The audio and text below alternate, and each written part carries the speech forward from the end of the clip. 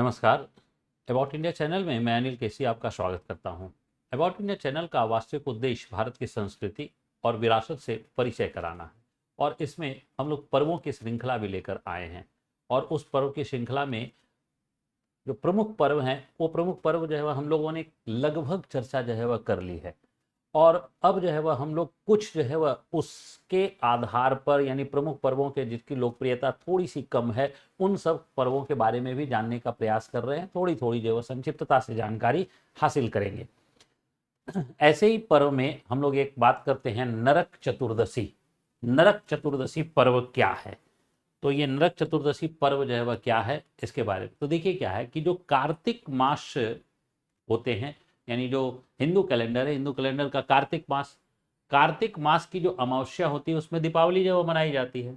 लेकिन दीपावली जो है वो एक दिन का उत्सव नहीं है। दीपावली एक दिन का उत्सव नहीं है, एक्चुअल में ये कुल 5 दिनों का उत्सव है। दीपावली के पहले जो है 2 दिन और दीपावली के बाद 2 दिन, ये कुल 5 दिनों का उत्सव जो है वह होता है और 5 पर्व की श्रृंखला जो है वह होती है और इसमें कई और भी पर्व जो है वह होते हैं। आइए पहले हम लोग जानने का प्रयास करें कि क्या क्या होते हैं।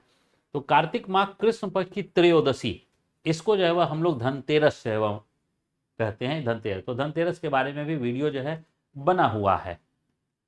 उसके बाद जो है वह कार्तिक माह कृष्ण पक्ष की चतुर्दशी, इसे हम लोग नरक चतुर्दशी या इसी को रूप चौदस या इसी को छोटी दीपावली जो है वह कहते हैं।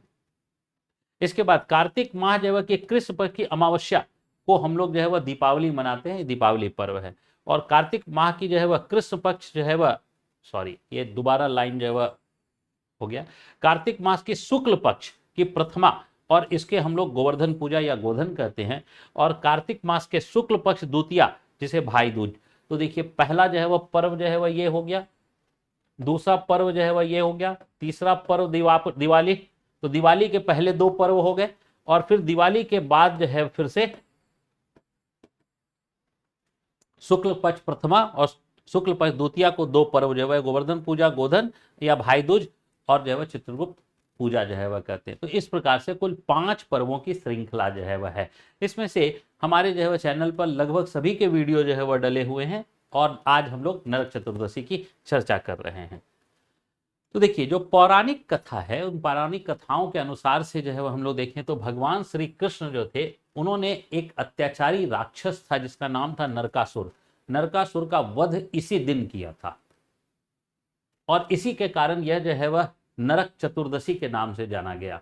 इसके पीछे और भी जो है वह कुछ चर्चाएं हैं। तो इसी दिन वध किया था और उसके कैद में उसने जो है वह 16,100 कन्याओं को कैद में कर लिया था। तो इन कन्याओं को जो है वह भगवान श्री कृष्ण ने मुक्त कराया था। तो उनके लिए जो राक्षस के जो है वह यहाँ रह रही थी कन्याएं, उनके लिए तो जो है वह जीवन नर्क के समान था। इसलिए दूसरी मान्यता कहती है कि उनको नर्क से जो है वह मुक्ति मिल गई, इसलिए वह नरक चतुर्दशी जो है वह कहलाता है। इसके बाद तीसरा जो है कि कन्याओं को उसके घर वाले जो है वह स्वीकार जो है वह नहीं करने को तैयार नहीं हुए। क्यों? क्योंकि राक्षस परिवार से में उसने अपहरण करके जो है वह ऐसी कन्याओं को रख लिया था। तो उसके घर वाले स्वीकार करने को नहीं हुए, यानी उसे अपवित्र मान लिया और अपवित्र मानकर उसे त्याग कर दिया जो है वह अपनी कन्याओं का। तब भगवान कृष्ण जो है वह आते हैं एक रक्षक के रूप में और उन्होंने 16,100 रूप ग्रहण किया। 16,100 अन्य रूप भगवान थे तो अन्य रूप ग्रहण किया और अन्य रूप ग्रहण करके जो है वह क्या किया कि 16,000 जो है वह 100 रूप धारण करके इन कन्याओं से विवाह कर लिया ताकि उन्हें जो है वह इस जीवन से यानी उनके ऊपर जो एक दाग लगा हुआ है उस दाग से जो है वह मुक्ति मिल जाए और उन्हें जो है वह इस जो है वह परलौकिक जीवन में जो है उन्हें स्थान मिल पाए, जो यह लोक है इससे जो है उनको मुक्ति मिल जाए। इसलिए जो भगवान कृष्ण ने ऐसा कर्म किया। अब जो है वह देखिए कि जो है वह भगवान कृष्ण जो है वह के बारे में हम लोग देखें तो यही नरकासुर है जिसके वध का जो है वह एक चित्रण जो है वह यहाँ पर दिखाया गया है। भगवान कृष्ण जो है वह नरकासुर के साथ युद्ध जो है वह दिखाया गया है और इसमें एक कथानक और भी मिलती है और वो कथानक ये है कि नरकासुर का वध जो है वह भगवान कृष्ण जो है वह के साथ साथ एक कथानक यह भी है कि माँ काली ने किया था। इसलिए हम लोग यहाँ पर एक चित्र यह भी देखते हैं कि माँ काली जो है वह नरकासुर का वध कर रही। तो एक कथानक जो है वह यह भी मिलती है। इसके बाद देखिए इस दिन जो है वह क्या होता है, तो इस दिन प्रातः काल में चिरचिरी एक पौधा है तो चिरचिरी के पत्ते को जो है वह पहले पानी में डाला जाता है और उसी पानी से जो है वह फिर स्नान किया जाता है। साथ साथ जो है वह स्नान करने के पहले जो है वह चेहरे पे सौंदर्य के लेप लगाए जाते हैं और इस लेप को लगाने के पश्चात जो है वह स्नान किया जाता है। और इसके कारण जो है वह यह पर्व जो है वह रूप चौदस के रूप में भी जो है वो जाना जाता है, रूप चौदस। अब देखिए, मान्यता यह है कि इस प्रकार के स्नान से नरक से मुक्ति मिलती है, यह मान्यता है। तो ये अगली मुक्ति है कि नरक चतुर्दशी क्यों है, क्योंकि इस प्रकार का स्नान करने से आपको भविष्य में नरक का जीवन नहीं जीना पड़ेगा, यह जो है वह एक मान्यता है।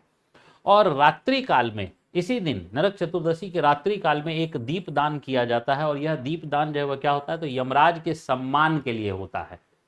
निश्चित तौर पर यमराज जो है वो इस बात का प्रतीक है कि किसी की मृत्यु हो जाए तो उसका जो है वह उसे लेने के लिए यमराज आते हैं। तो यमराज का सम्मान करेंगे अगर हम, तो हमें जो है वह हमारे जीवन में जो है वह अकाल मृत्यु जैसे जो है वह बाधाएं नहीं आएंगी। तो अकाल मृत्यु की बाधा को टालने के लिए यमराज का सम्मान किया जाता है और दीप दान किया जाता है। यानी सनातनी परंपरा में जो है वह यमराज का भी पूजन किया जा रहा है। रूप चौदस सेवा का एक चित्रण जो है वह कह सकते हैं कि यह रूप चौदस का चित्रण है। और ये जो है वह जो दीप है, ये दीप हम लोग कह सकते हैं कि यमराज को दिया जाता है और यमराज को जो है वह एक दीप जो है वह दान दिया जाता है। रात्रि काल में जो है घर के बाहर जो है वह दीप का दान जो है वह हो जाता है और उस यमराज को प्रणाम करके कि हमें अकाल मृत्यु के वरण से जो है वह मुक्ति दीजिए, और उसके बाद जो है वह ये हम लोग उनसे कामना जो है वह करते हैं। अब ऐसी मान्यता है कि दीपदान, इसके अलावा ऐसी मान्यता है कि दीपदान करने से न केवल जो है वह अकाल मृत्यु बल्कि और भी मनोकामनाएं भी जो आपकी पूरी हो जाती है। निश्चित है, मनोकामना में तो अकाल मृत्यु ना हो किसी की एक तो बहुत बड़ी मनोकामना होती है, लेकिन इसके अलावा बीमारी आदि की बाधाएं भी जो है वह दूर हो जाती है। अब दीपावली के संदर्भ में समझिए कि दीपावली में हम लोग रंग रोगन करते हैं, दीपावली में ये दीप दान करते हैं, तो एक्चुअल में यमराज को जो है वह भगाते हैं। ये क्या है एक्चुअल में, तो इसका जो वैज्ञानिक पहलू है कि मानसून जो होता है वो आर्द्र मौसम जो है वह है, और आर्द्र मौसम की समाप्ति यानी ह्यूमिड जो है वह जो मौसम होती है, ह्यूमिड जो है वह वेदर कंडीशन की समाप्ति का सूचक है। तो जब बीमारियां जो है वह आर्द्र मौसम में बीमारियां बहुत हो जाती हैं और बहुत अधिक जो है वह बीमारियां फैलती हैं, तो जब बीमारियां अधिक फैलती हैं तो ये जो है वह यमराज जो है वह को हम सम्मान के साथ विदा कर दिए। और ये विदा करना जो है वह एक्चुअल में क्या है कि बीमारियों से हमने विदा कर दिया, एक सूचक है। और रंग रोगन करके हमने क्या किया कि जितने भी जो है वह घर में जो कीटाणु थे दीवारों पर और इन सब पर, उस पर कैल्शियम कार्बोनेट की जो है वह जो परत चढ़ा दी रंगों के माध्यम से, उससे सब कुछ जो है वह नष्ट हो गया, फंगस वगैरह सब नष्ट हो गया, घर की सफाई हो गई, जिससे बीमारियां जो है वह से हमें मुक्ति जो है वह मिलेगी। और अगले दिन फिर हम लोग दीपावली जो है वह मनाएंगे। तो नरक चतुर्दशी की जो परंपरा है वो इस प्रकार से है कि नरक चतुर्दशी मनाने से हमें नरक से या नारकीय जीवन से, अकाल मृत्यु आदि से जो है वह मुक्ति जो है वह मिल जाती है। मैं अनिल केसी आप सभी का धन्यवाद करता हूं। जय हिंद।